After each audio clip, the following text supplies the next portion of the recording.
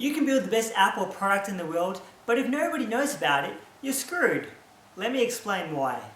You know, we've all been there, right? You know, you have this amazing product idea, maybe for an app or product or whatever, and you know it's going to be the next best thing. You start building it from the ground up, and maybe you post it once on Reddit or on YouTube or on Instagram or TikTok, and then boom, the users start to flood in, the press picks it up, and you're getting acquisition offers left, right, and center because it feels real. Because we've seen it, especially with Facebook, Airbnb, and Uber. These success stories are everywhere out in the business and startup world. But here's the thing. We only see them after they've blown up. Nobody shows you the 2, 3, 5, 6, 7, 8 years of them grinding away in the dark. Because the truth is, especially in 2025 in this generation, is that the internet and online marketplace is a loud and wacky place because it's noisy as hell. Because the best ideas die every day. Not because they sucked, because nobody knew they existed. Funny fact actually is that back in my programming teaching business that I ran for about 9 years, I had a student come to me that was full of energy, and he told me that he had this world-changing app idea, drop everything that I was doing and come build it with me energy right now. But here was the problem. He had no audience, no plan to launch it, and he didn't actually know how to build his idea. And just the belief that just because it's a good idea, people are just going to show up immediately.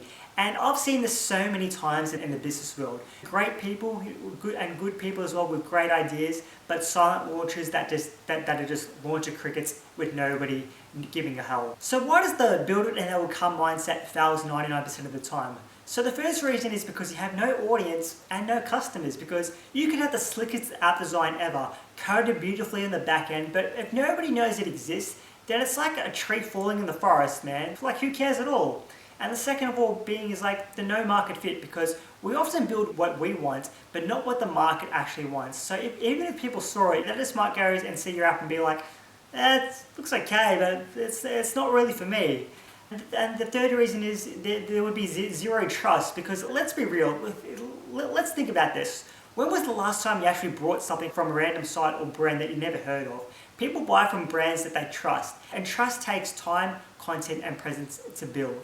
And finally, the big one is zero focus on distribution, because most founders are all in just building this one thing, and then they're like, oh shit, how do we actually market this after it's done? It's just like throwing like the biggest party that you're ever going to have with lights, food, and music and all that, but you forgot to invite everyone to the party. It's the same thing with app development as well. Alrighty, so what do you do instead of just thinking build it and they will come? I want you to ditch that mindset, and this is what I want you guys to do. I actually have another video covering this on the 3 steps to actually validate your product idea, but pretty much the cliff notes is start by validating before you build your app or product idea. Start to build a simple landing page and start to collect email addresses and start asking people about your product idea. Have a wait list for your product idea, and hell, even collect pre-orders for your app if possible. If no one bites, it's better to find out now rather than after 6 months of development time. And I mean it when you actually should talk to the users and talk to them a lot. And don't just guess, actually talk to them and meet them. Get on calls and actually ask what their pain points are for your app or product idea. And that's where your product idea should come from. And also plan your distribution early. Whether that's running some test ads, building an audience from YouTube or TikTok or LinkedIn, or partnering with influencers, treat marketing like it's part of the build, not the afterthought. Because here's the kicker. The best founders aren't just builders, they're also storytellers. They also know how to get people excited before a single line of code is written for that app or product idea. Let me be real with you, I learned this the hard way. When I was running my programming teaching business, I had my book and online course for sale, so I thought the next best thing that I could sell could be one-on-one coaching and mentoring from me directly. So I thought this was something that my audience had wanted, because since they already purchased my book and online course, and this is going to be the next tier thing in my product pipeline for the business. So I really thought that people were going to want one-on-one coaching and mentoring from me.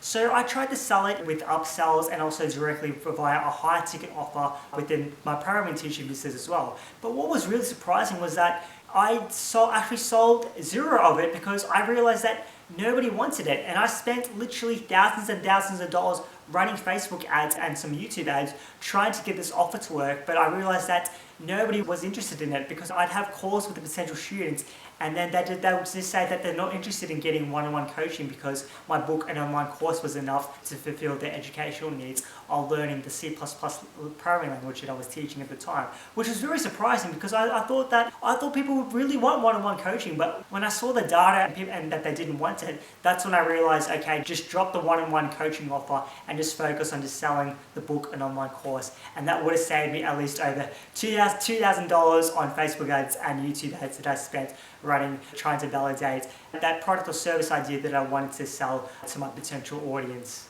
But I realized that they didn't want it and I had to accept that. So listen, if you're building something in 2025 and beyond, don't fall for the lie of build it and they will come, because it is such an outdated concept. Build attention before you build the product. Build trust while you're building the product.